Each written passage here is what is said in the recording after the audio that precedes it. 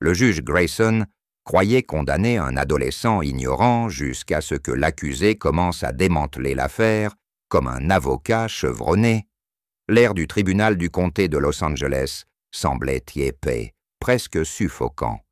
Les rangées de spectateurs remplissaient la galerie, chuchotant entre eux tandis qu'ils observaient la scène se dérouler. La table de la défense paraissait trop grande pour le jeune homme debout à côté, les mains dans les poches, le menton légèrement relevé pour montrer qu'il n'avait pas peur. Jalen Dawson, 19 ans, accusé de vol de véhicule et de résistance à l'arrestation.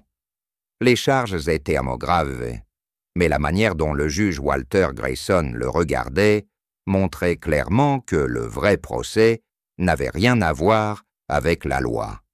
Grayson se renversa dans son fauteuil, tapotant paresseusement le bois poli de son bureau. Il observe Jalen par-dessus ses lunettes, ses lèvres se tordant en une expression entre le sourire narquois et le rictus. « Tu te prends pour un expert en droit ?» Sa voix était empreinte d'une ironie sèche. « Ce n'est pas un club de débat, mon garçon. » Quelques rires parcoururent la salle d'audience. Le huissier, la sténographe, même le procureur. Ils étaient tous complices de la moquerie. Jalen ne broncha pas. Il ne riait pas. Il avait passé des années à se préparer pour ce moment. Pas exactement celui-ci. Il n'avait jamais prévu de se retrouver ici en tant qu'accusé. Mais il connaissait la salle d'audience comme sa poche. Alors que d'autres adolescents mémorisaient les statistiques de basket, lui étudiait la jurisprudence. Pendant que ses amis jouaient aux jeux vidéo, il simulait des procès dans sa tête, plaidant des affaires imaginaires avec lui-même. Sa mère, Denise Dawson, avait travaillé comme assistante juridique pendant plus de 20 ans, et Jalen avait grandi en écoutant les histoires qu'elle rapportait à la maison. Comment les procureurs prenaient des raccourcis, comment les juges avaient leurs favoris, comment certains avocats de la défense faisaient à peine leur travail. Il avait tout absorbé. À 14 ans, il pouvait analyser un procès mieux que la plupart des étudiants en droit. Mais tout cela importait peu à Grayson. Pour lui, Jalen n'était qu'un gamin de plus dans le pétrin. « Faisons vite !» soupira le juge en ouvrant le dossier. « J'ai une partie de golf à 14 heures. » L'audience rit à nouveau, mais cette fois, quelque chose changea. Les lèvres de Jalen s'incurvèrent en un sourire à peine perceptible, car Grayson venait de commettre sa première erreur. Mais le tribunal ne l'avait pas encore remarqué. Le procureur Mitchell Carrington se leva avec l'assurance d'un homme qui avait déjà gagné. Son costume était impeccable, sa cravate parfaitement nouée, et sa voix portait cette confiance répétée de quelqu'un qui avait prononcé le même discours 100 fois. « Votre honneur, l'État prouvera hors de tout doute raisonnable que l'accusé Jalen Dawson a été pris la main dans le sac au volant d'un véhicule volé, une Audi A6 2022, signalée disparue quelques heures avant son arrestation. Les officiers l'ont poursuivi dans le centre-ville où il aurait tenté de fuir avant d'être appréhendé. Ses empreintes digitales ont été retrouvées sur le volant. Le ministère public estime que les preuves parlent d'elles-mêmes. » Les mots tombèrent avec poids. La foule dans la galerie s'agita, chuchotant. En surface, cela semblait accablant. Une voiture volée, une poursuite, une fuite. Le juge Grayson regarda Jalen par-dessus ses lunettes avant de se tourner vers Carrington. « Continuez. » Le procureur marcha vers le box des jurés, ses chaussures cirées, claquant sur le sol. La défense pourrait essayer de vous convaincre qu'il s'agit d'un malentendu, que M. Dawson est une pauvre victime des circonstances. Il se retourna, croisant le regard de Jalen pour la première fois. Mais soyons honnêtes, quel genre de victime fuit la police? La tension dans la salle s'épaissit. Le juge Grayson se pencha en avant, le menton posé sur sa main. Jelen ne cligna pas des yeux. Carrington poursuivit, feuilletant une pile de documents. « Votre honneur, je tiens ici le témoignage de l'officier Daniel Ruiz, qui a personnellement vu l'accusé au volant avant sa tentative de fuite. La voiture a été confirmée volée. L'arrestation s'est déroulée selon les règles. » Grayson expira par le nez, hochant la tête. « Cela me semble clair. » Et pour la plupart des personnes présentes, ça l'était. L'affaire paraissait simple. Une voiture volée, une poursuite, une arrestation. Mais Jalen avait passé trop d'années à étudier les procès pour ne pas voir les fissures. Pourtant, il resta silencieux, observant, attendant. Le juge Grayson tapota légèrement son marteau. « Très bien, écoutons la réponse de la défense. » Il se tourna vers l'avocate de Jalen, une défenseure publique nommée Lisa Thornton, qui avait à peine prononcé 3 mots depuis son entrée dans la salle. Elle se leva, nerveuse. « Votre honneur, mon client !» Jalen posa une main sur son bras, une demande silencieuse. Elle hésita, puis se rassit. Et pour la première fois, Jalen prit la parole. « Je me représenterai moi-même votre honneur. » La salle devint silencieuse. Grayson le dévisagea, visiblement amusé. « Vous ferez quoi ?» La voix de Jalen était calme, posée. « Je me défendrai moi-même. » Un murmure parcourut l'audience. Les sourcils du huissier se levèrent. Le sourire narquois de Carrington vacilla une seconde avant qu'il ne laisse échapper un rire sec. Ça devrait être intéressant. Mais personne ne riait quand Jalen fit son premier pas en avant. Car tout était sur le point de changer. Le poids de la salle d'audience s'abattit sur Jalen tandis qu'il ajustait sa posture, ses mains toujours dans ses poches. Il laissa le silence durer un peu plus longtemps, assez pour les mettre mal à l'aise. Puis enfin, il parla. « Votre honneur, avant de commencer, j'aimerais confirmer quelque chose avec le ministère public. » Carrington leva un sourcil, croisant les bras. « Allez-y. » Jalen avança lentement. « Vous avez dit que l'officier Daniel Ruiz m'a personnellement vu au volant avant mon arrestation. C'est bien cela ?» Carrington expira bruyamment, déjà ennuyé. « C'est exact. Et ce témoignage est consigné dans son rapport. »« Bien sûr qu'il l'est, » acquiesça Jalen. Puis il se tourna vers le juge Grayson. « Votre honneur, je demande que ce témoignage soit rejeté comme preuve. » Grayson plissa les yeux. « Sur quel motif ?» Jalen sortit ses mains de ses poches pour la première fois et désigna la table de l'accusation. « Parce que l'officier Ruiz ne m'a jamais vu dans cette voiture. En fait, il n'était même pas en service au début de la poursuite. » Une lueur de confusion traversa le visage de Carrington. « De quoi parlez-vous » Jalen avança encore. « Votre honneur, si la Cour me le permet, j'aimerais soumettre une demande pour vérifier les logs GPS de l'officier Ruiz cette nuit-là. Si son rapport dit qu'il m'a vu dans le véhicule, alors cela devrait correspondre à son historique de localisation. Mais... » Il laissa le mot en suspens. « J'ai comme l'impression que ce ne sera pas le cas. » À présent, les murmures dans la galerie s'amplifièrent. Grayson fronça les sourcils, regardant Carrington. « Maître Carrington ?» Le procureur s'éclaircit la gorge, la mâchoire serrée. « Ce rapport a été rédigé par un officier de police, votre honneur. Allons-nous vraiment prendre la parole d'un accusé plutôt que celle d'un professionnel formé ?» Jalen haussa légèrement les épaules, presque décontracté. Si l'officier était là où il prétend, alors les données GPS le prouveront. Mais s'il n'y était pas... Il laissa la phrase en suspens. Grayson l'étudia un long moment, avant de se tourner vers Carrington. « Le ministère public a-t-il un problème à vérifier les logs GPS de l'officier ?» Carrington hésita. La pause fut juste assez longue. Le jury le remarqua. La galerie le remarqua. Et surtout, le juge le remarqua. Jalen respira silencieusement.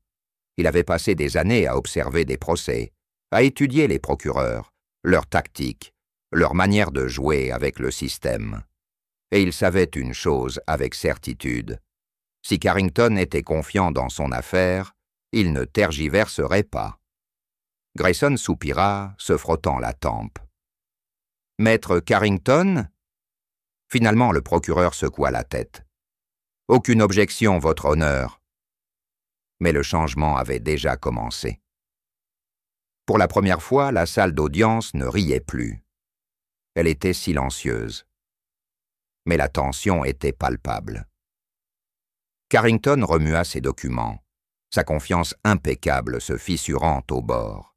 « Votre honneur, pendant que nous attendons les relevés GPS, le fait demeure que les empreintes digitales de l'accusé ont été retrouvées sur le volant du véhicule volé. » Jelen hocha légèrement la tête, son visage impassible. « C'est vrai. » Il avança, « Voici, mais parlons un peu de cette preuve. » Grayson leva un sourcil, lui faisant signe de continuer.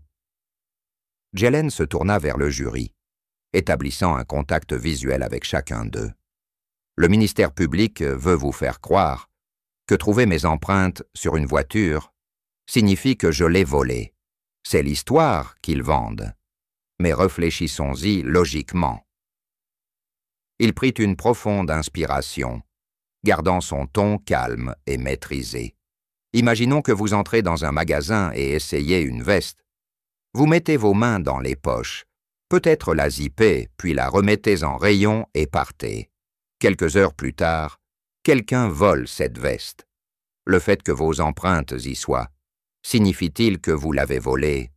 Quelques jurés échangèrent des regards. Quelqu'un dans la galerie murmura quelque chose. Jelen ne leur laissa pas le temps de se ressaisir. La voiture en question était garée devant un 7-Eleven, des heures avant le prétendu vol. J'étais dans ce magasin avec 3 amis, et oui, en passant devant la voiture, je me suis appuyé contre elle. J'ai même ouvert la portière parce qu'elle était déjà déverrouillée. Je n'y ai pas beaucoup réfléchi. Je n'ai pas pris la voiture, je ne l'ai pas conduite, je n'ai rien volé à l'intérieur, juste un moment de curiosité stupide. Il laissa cela mariner une seconde, puis, d'une voix qui traversa le silence comme un scalpel, il demanda « Toucher quelque chose fait-il de vous un criminel ?» Carrington s'éclaircit la gorge, feuilletant ses notes, cherchant désespérément quelque chose pour reprendre le contrôle. Mais Jelen n'avait pas terminé. Et pendant que nous y sommes, parlons de la manière dont cette analyse d'empreintes a été réalisée. Il se tourna vers Grayson. « Votre honneur, le spécialiste médico-légal de cette affaire, a-t-il été cité à comparaître ?» Grayson cligna des yeux, pris au dépourvu par la question. Il regarda Carrington. Le procureur hésita, puis admit à contre-cœur « Non !» Les lèvres de Jelen se pincèrent. « Alors résumons. L'État utilise des preuves médico-légales pour me condamner, mais il n'a pas jugé nécessaire de faire venir le spécialiste qui a traité ces preuves. Aucune chance pour moi de contre-interroger, de questionner la chaîne de custody ou de contester l'exactitude de l'analyse. » La mâchoire de Carrington se serra. Jelen hocha la tête comme s'il en avait assez entendu. « Intéressant !» Le juge Grayson soupira, se pinçant l'arête du nez. C'était le regard d'un homme réalisant que cette affaire n'était pas la victoire facile qu'il avait imaginée. Mais Jolene n'avait pas fini, car ce qu'il allait dire ensuite changerait tout. Jolene avança lentement, sa voix ferme mais posée. « Votre honneur, je souhaite verser au dossier une déclaration officielle du propriétaire du véhicule. » Le juge Grayson fronça les sourcils. « Le propriétaire ?» Jelen acquiesça. « Oui. Monsieur Raymond Whitaker, propriétaire enregistré de l'Audi volé, a fourni une déclaration à la police qui, pour une raison mystérieuse, n'a jamais été incluse dans les pièces de l'accusation. Et je crois savoir pourquoi. Il se tourna vers Carrington. « Vous rappelez-vous ce que M. Whittaker a dit aux officiers la nuit où sa voiture a été signalée volée ?» La mâchoire de Carrington se contracta. Il savait exactement ce qui allait suivre. Jelen n'attendit pas sa réponse. À la place, il sortit une transcription imprimée de son dossier et lut à voix haute. « J'ai laissé ma voiture en marche quand je suis entré dans la station-service. Un gamin a dû sauter dedans et partir. Mais ce n'était pas le type que vous avez arrêté. J'ai vu le gamin et il était blanc. » Un murmure collectif parcourut la salle d'audience. Jelen brandit le document. C'est tiré du rapport de police original, le même rapport que l'accusation a commodément omis de mentionner. Il se retourna vers le juge Grayson. L'officier qui m'a arrêté l'a admis dans son témoignage. Le ministère public l'a ignoré. Et pourtant, ils veulent que ce jury croie que moi, quelqu'un qui ne correspond même pas à la description du vrai voleur, suis coupable hors de tout doute raisonnable. Carrington s'avança, paniqué. « Votre honneur, ceci est hors de propos. L'accusé a été pris en possession du véhicule. » Mais Jelen secoua la tête. « Non, je ne l'ai pas été. » Sa voix ne s'éleva pas, mais elle coupa la salle comme une lame. « J'ai été arrêté à plusieurs pâtés de maison de l'endroit où la voiture a été abandonnée, en train de rentrer chez moi après avoir acheté des snacks avec mes amis. Je n'étais pas dans la voiture. Je n'étais pas près de la voiture. Je ne fuyais rien. La seule chose qui me lie à cette affaire, c'est du mauvais travail policier et des préjugés. » Le juge Grayson expira lentement, se frottant la tempe. L'affaire se délitait rapidement et tout le monde le savait. Jelen se tourna vers le jury. « Le vrai suspect s'est échappé cette nuit-là. Les officiers ont trouvé un jeune noir dans le même quartier et ont décidé que c'était suffisamment proche. C'est de cela qu'il s'agit vraiment. » Silence. Grayson s'éclaircit la gorge et ajusta ses lunettes. « Le ministère public a-t-il quelque chose à ajouter ?» Carrington était raide, le visage rouge. « Non, votre honneur. » Le juge Grayson expira. Il regarda Jelen longuement, puis jeta un coup d'œil au jury. Enfin, il se pencha en avant et prononça les mots que tous ceux présents dans cette salle retiendraient. Affaire classée. Un instant de silence stupéfait, puis le chaos. La moitié de la salle explosa, certains incrédules, d'autres en soulagement silencieux. La galerie s'agita, les journalistes griffonnant dans leurs carnets. Jelen ne bougea pas tout de suite. Il laissa le moment s'installer, la réalité s'imprégner pour tous. Le juge Grayson, toujours agrippant son marteau, regarda Jelen avec une expression indéchiffrable. Il y avait quelque chose dans ses yeux qui n'y était pas auparavant. De la reconnaissance, peut-être même des regrets. Jelen soutint son regard, puis se tourna pour partir. Mais alors qu'il atteignait la porte, le juge parla à nouveau. « Monsieur Dawson. » Jelen s'arrêta mais ne se retourna pas. Grayson hésita, puis dit enfin « Vous devriez envisager l'école de droit. » Jelen sourit. Il n'avait pas besoin d'y réfléchir. Il était déjà sur la voie. Dehors, devant le tribunal, l'air était chargé de voix. Les journalistes envahirent les marches, leurs appareils photo clignotant, leurs micros brandis comme des armes. « Jelen, saviez-vous que le juge classerait l'affaire?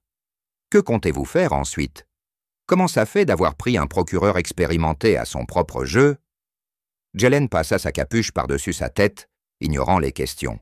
Il ne s'intéressait pas au spectacle. Ce n'était pas une question de prouver son intelligence, c'était bien plus grand. Sa mère, Denise, l'attendait au bas des marches, les bras croisés, le visage impassible. Pendant un long moment, elle se contenta de le regarder. Puis enfin, elle secoua la tête et lâcha un soupir. « Mon garçon, tu m'as fait peur à en mourir. » Jelen ricana, se grattant la nuque. Il fallait prendre un risque, maman. Elle le dévisagea une seconde de plus avant de l'attirer dans une étreinte serrée. T'as toujours été le plus têtu? Les appareils photo continuaient de clignoter, mais Jelen n'y prêtait plus attention. De l'autre côté de la rue, debout près de sa voiture, le juge Grayson observait. Sa posture était différente maintenant. L'arrogance avait disparu. Son expression n'était plus amusée. C'était autre chose, quelque chose de plus proche de la réflexion. Il ne s'attendait pas à ce que cette affaire soit plus qu'une formalité. Juste une journée de plus, un accusé de plus, un plaidoyer de culpabilité de plus. Mais maintenant, il savait qu'il s'en souviendrait. Parce que Jalen avait fait quelque chose que la plupart des gens ne font jamais. Il avait obligé le système à se regarder dans le miroir. Et pour une fois, c'était le système qui avait cligné des yeux en premier. Voici la leçon à retenir. Combien d'autres affaires s'étaient déroulées ainsi? Combien de personnes avaient été condamnées, non pas à cause de preuves, mais à cause de préjugés, de raccourcis et d'un système qui se souciait plus de clôturer des dossiers que de trouver la vérité? Jelen avait les connaissances pour se battre, mais qu'en était-il de ceux qui ne les avaient pas? Ce n'était pas qu'une question d'une seule affaire. C'était une question sur toutes les autres. Il savait ce qu'il devait faire ensuite. Ce tribunal ne serait pas le dernier où il se tiendrait. Mais la prochaine fois, il ne serait pas l'accusé. Il serait l'avocat. Et quand ce jour viendrait, il ne serait pas le seul.